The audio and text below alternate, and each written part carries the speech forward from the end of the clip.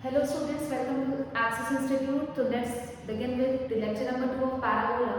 Lecture number 1 में हम लोगों ने क्या देखा था कि what is parabola. Conic section में पैराबोला कब बन के निकलता है जब एक प्लेन पैराबोला कोन से पास होती है तो वहाँ पे क्या कंडीशन ऐसी होती है कि पैराबोला बन के निकलता है.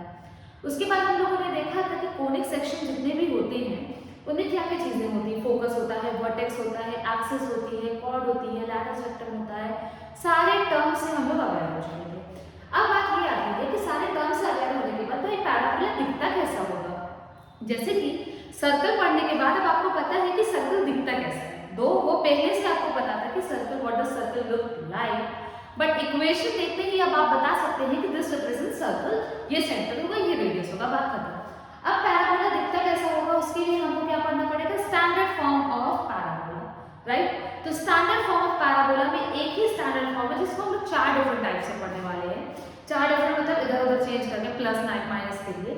तो इफ यू जस्ट रिमेंबर, तो मैंने बोला था कि पैराबोला के स्टैंडर्ड इक्वेशन में क्या होता है, एक वेरिएबल की पावर 2 होती है और दूसरे वेरिएबल की पावर कितनी होती है, 1 होती है, राइट. तो अगर y स्क्वायर है तो x की पावर क्या होगी, 1. अगर x स्क्वायर है तो y की पावर कितनी होगी, 1. दोनों चीजें प्लस माइनस, तो टोटल 4 केसेस बनेंगे. देखते हैं. सबसे पहले equation of parabola and standard form. तो this green portion represents parabola.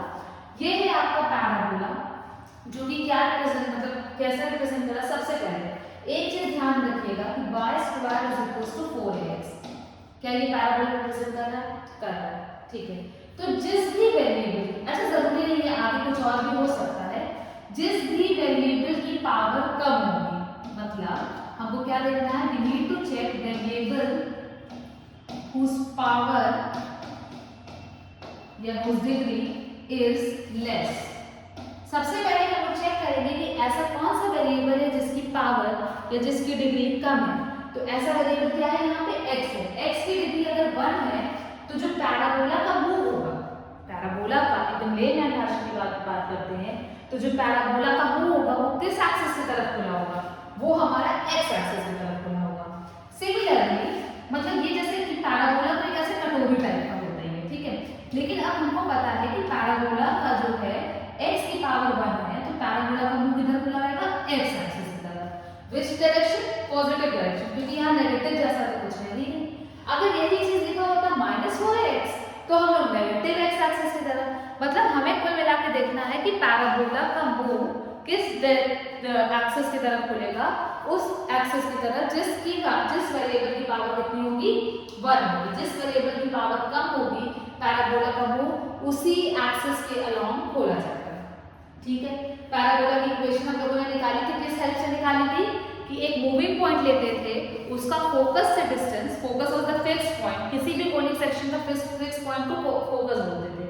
Focus से उसका फिक्स पॉइंट लिखते थे, ठीक है. फिक्स पॉइंट का डिस्टेंस अलोंग विद दैट उस मूविंग पॉइंट का डायरेक्ट्रिक्स से डिस्टेंस, ये निकालते थे. तो वहां से हमको पता चलता था पैराबोला की इक्वेशन. अब अगर हम लोग स्टैंडर्ड फॉर्म की बात करें, जैसे कि ये रिप्रेजेंट कर रहा है, अगर हम लोग इसका छोटा सा नोटेशन और बनाए, मान लीजिए कि एक पैराबोला है, ठीक है. हम लोगों ने क्या डेफिनेशन देखी थी कि एक फिक्स पॉइंट होता है पैराबोला पे which represents what, that represents focus. मान लीजिए कि ये आपका फोकस है जिसका कोऑर्डिनेट क्या है, a, 0. x एक्सिस को लाई करता है. ऐसी कौन सी एक्सिस है जो कि फोकस से, अच्छा ये दूसरी चीज ये है आपका वर्टेक्स 0, 0. ऐसी कौन सी लाइन है which is passing through both vertex as well as focus, वो है हमारी x एक्सिस. तो x एक्सिस को हम क्या बोलेंगे, axis of the parabola. Axis of the parabola क्या है, हमारी x एक्सिस है. हो गया, ठीक है, ये भी हो गया. इसके बाद अब अगर हमको इक्वेशन ऑफ पैराबोला निकालना है तो हमको डायरेक्ट्रिक्स भी पता होना चाहिए. क्यों, अगर हमको डायरेक्ट्रिक्स, तो directrix is a straight line, directrix is a straight line perpendicular to the axis of the parabola. और एक और चीज, वर्टेक्स से जितनी डिस्टेंस में हमारा फोकस होगा उतनी ही डिस्टेंस ऑपोजिट डायरेक्शन में वर्टेक्स से हमारी डायरेक्ट्रिक्स होगी. तो अगर हम लोग देखें तो वर्टेक्स का कोऑर्डिनेट है 0, 0, तो और फोकस का कोऑर्डिनेट है a, 0.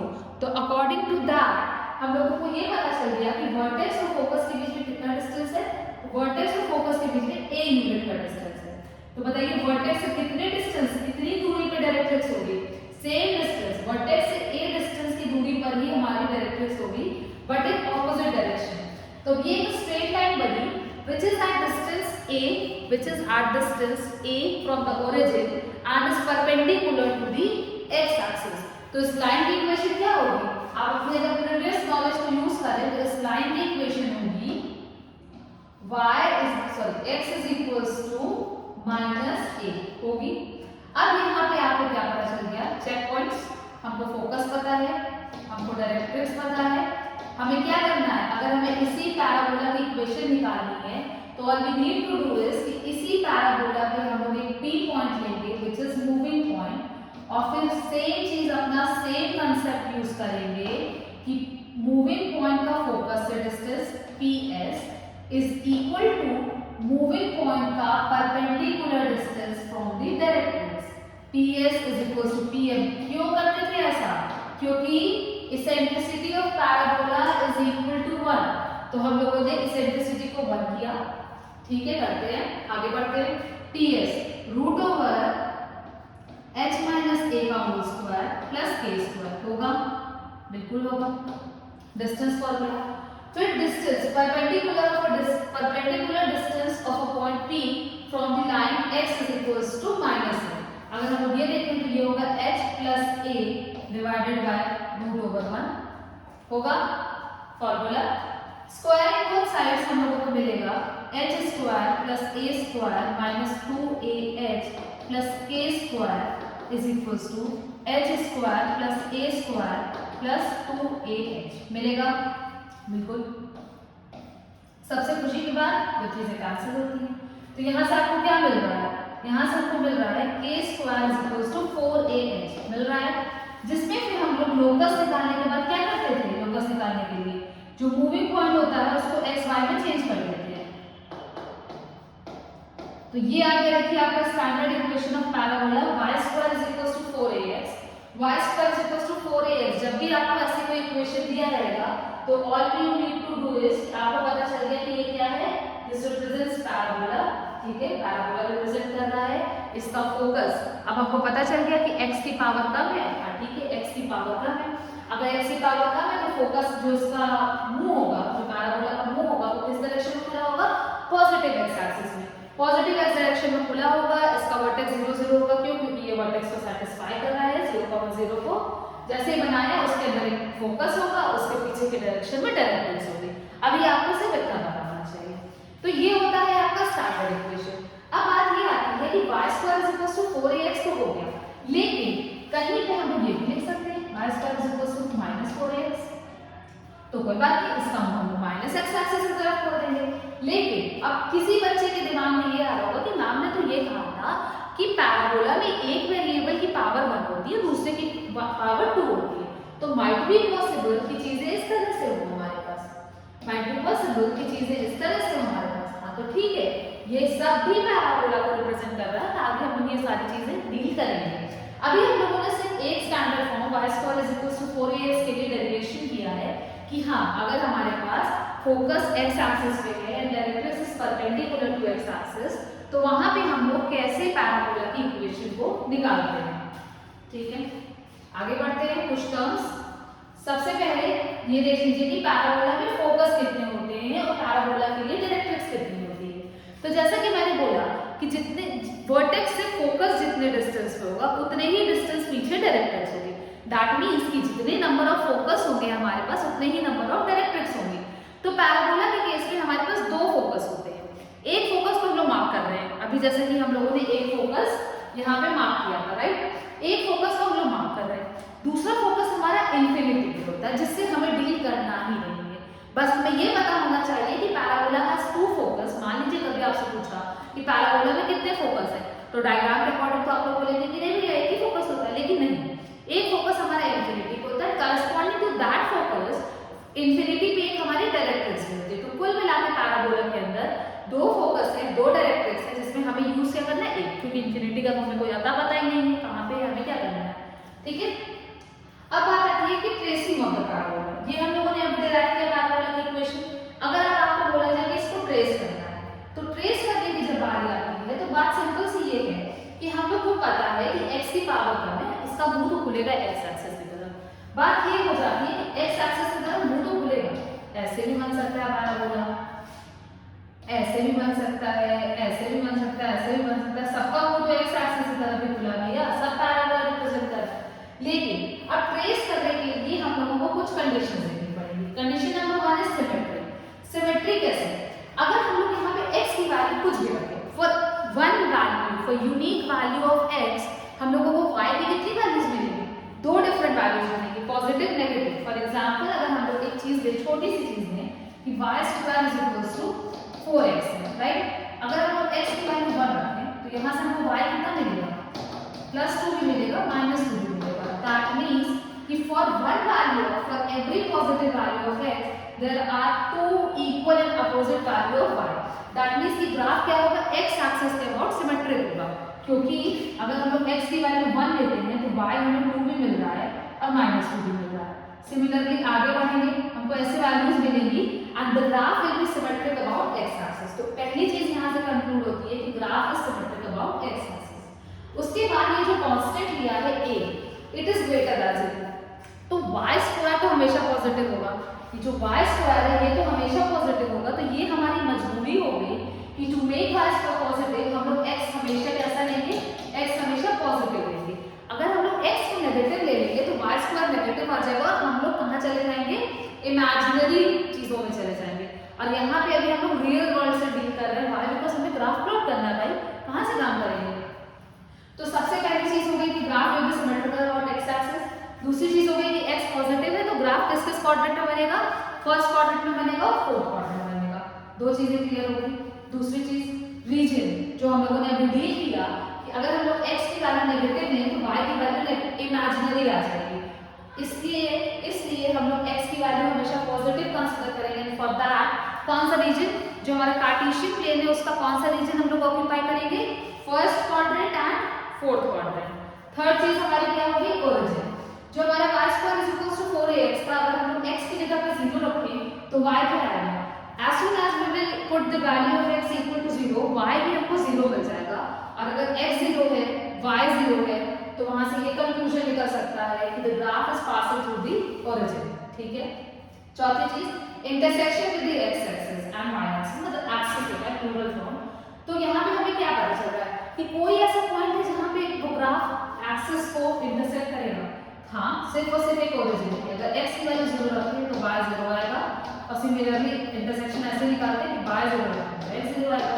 तो ग्राफ कहाँ से पास कर रहा है? ओरिजिन से पास कर रहा है।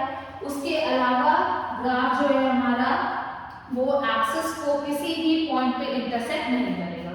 तो क्या क्या चीजें यहाँ से हमको मिल गई कि ग्राफ ओरिजिन से पास करेगा, graph will be symmetrical about x axis, उसके बाद फर्स्ट क्वाड्रेंट फोर्थ क्वाड्रेंट में बनेगा और ओरिजिन से पास करके कहीं और इंटरसेक्ट नहीं करेगा। Last point position, portion occupied. तो पोर्शन ऑक्यूपाइड क्या है कि x की वैल्यू तो हम लोग कुछ भी रख सकते हैं, x की वैल्यू फ्रॉम 0 टिल इंफिनिटी हम लोग कुछ भी रख सकते हैं। तो जो कार्टेशियन प्लेन का राइट साइड होता है, y एक्सिस का राइट साइड होता है, ग्राफ पूरा y एक्सिस के राइट साइड एक्सटेंड करेगा till infinity, and therefore we will get a focus and as well as a directrix at infinity also। Okay, तो ये 5 चीजें हम लोगों ने देखा। अभी टर्म्स से पे आते हैं। तो ऐसे अगर छोटा सा ग्राफ बनाया जाए, ओरिजिन से पास करना नहीं है, फर्स्ट क्वाड्रेंट फोर्थ क्वाड्रेंट में बनेगा, स्ट्रेट लाइन बनेगा नहीं, कर्व बनना है, ऐसे बना, x एक्सिस से बट सिमेट्रिक लिया, बन गया y² 4ax। और ये तो हम लोगों को पहले से पता था कि जिस भी वेरिएबल की पावर कम होती है उसी एक्सिस के अलावा पैराबोला का जो मुंह होता है वो खुला रहता है। अब इससे रिलेटेड जो हम लोगों ने टर्म्स लास्ट लेक्चर में कवर किए थे वो भी थोड़ा बहुत देख लेते हैं। सबसे पहला डबल ऑर्डिनेट। डबल ऑर्डिनेट क्या होता है कि अगर हम लोग एक कॉर्ड बनाते हैं, मान लीजिए कि हमारे पास एक पैराबोला है, यही स्टैंडर्ड फॉर्म लेते हैं कि एक पैराबोला है, let p be any point on the parabola. अगर हम लोग इस पैराबोला पे एक कॉर्ड बनाए, p पॉइंट से पास होने वाला एक कॉर्ड बनाए which is perpendicular to the axis of the parabola। ये कॉर्ड, अब कॉर्ड तो कब बनेगी ना जब उसके सर्कमफेरेंस पे, उसकी बाउंड्री पे दो पॉइंट पे टच करे। तो अगर ये परपेंडिकुलरली बनाया जाए तो यहाँ पे एक पॉइंट आएगा p डैश, राइट? तो any point, any chord passing through any point of the parabola which is perpendicular to the axis. अगर परपेंडिकुलर होने का ये मकसद रहता है, डबल वर्ड लगा है ना, कि जितना डिस्टेंस ये होगा PA उतना ही डिस्टेंस ये होगा। तो ये चीजें क्या हो गई कि डबल हो गई, इस वजह से इसको बोला जाता है डबल ऑर्डिनेट। तो any chord of the parabola which is perpendicular to the axis of the parabola is known as double ordinate, क्योंकि परपेंडिकुलर होने की वजह से वो सिमेट्री हो जाती है। अगर ये परपेंडिकुलर ना बनाया जाए, यही चीज अगर कॉर्ड को परपेंडिकुलर ना बनाया जाए तो कॉर्ड कैसी बनेगी, ऐसी बन जाएगी। तो अब यहाँ पे अगर आप देखिए तो QB और Q', तो क्या ये QB जो डिस्टेंस है हमारा और जो Q' डिस्टेंस है वो बराबर है? जी नहीं, वो बराबर नहीं है। तो इस वजह से इसको डबल ऑर्डिनेट नहीं, इसको सिंपली कॉर्ड बोला जाता है। ठीक है, ये Q जो है हमारा, ये सिंपली क्या हो गया, कॉर्ड हो गया, और जो P है वो क्या हो गया हमारा, डबल ऑर्डिनेट। तो ऐसी कॉर्ड जो कि एक्सिस से परपेंडिकुलर होगी उसको क्या बोलेंगे, डबल ऑर्डिनेट बोलेंगे। आगे बढ़ते हैं, नेक्स्ट हो लैटिस सेक्शन। डबल ऑर्डिनेट हो गया, ठीक है, कॉर्ड है सबसे बेसिक, कॉर्ड अगर एक्सिस के परपेंडिकुलर है तो क्या हो गया वो double ordinate. if the double ordinate is passing through the focus, if the double ordinate is passing through the focus of the parabola, तो उस केस में उस कॉर्ड को क्या बोलेंगे, लैटिस वेक्टर बोलेंगे। तो लैटिस वेक्टर की as you can see a double ordinate passing through the focus is called lattice vector. That means the lattice vector is the chord of the parabola which is perpendicular to the axis of the parabola as well as passes through the focus, मतलब focus से पास होकर focus पे 90 degree का angle बनेगा। तो ऐसी चीजों को क्या बोलते हैं, लैटिस वेक्टर बोलते हैं। और लास्ट लेक्चर में हम लोगों ने कवर किया था कि length of lattice vector is nothing but 4a। ए वही है जो इक्वेशन में यूज हो रहा है। आगे देखते हैं, लैटिस वेक्टर हमारा हो गया, length of lattice vector 4a, fine. Next is focal distance of a point. Focal distance of a point का मतलब कुछ भी बड़ा सा टॉपिक नहीं है। पैराबोला की बाउंड्री पे हम लोग कोई भी पॉइंट लेते हैं, पैराबोला की बाउंड्री पे हम लोग कोई भी पॉइंट लेते हैं और उस पॉइंट का फोकस से डिस्टेंस निकाल लीजिए, उसको बोला जाएगा focal distance of a point. तो इस टॉपिक को अलग से सिर्फ मतलब कभी इन केस आपको बोला जाए कि there is a point 1, 2 that lies on the parabola, find its focal distance. तो आपको बस ये टर्म पता होना चाहिए कि focal distance is nothing but distance of any point on the parabola from the focus. अब वो डिस्टेंस फॉर्मूला लगा के निकाल सकते हैं। The distance of any point from focus is called the focal distance of point. Very simple.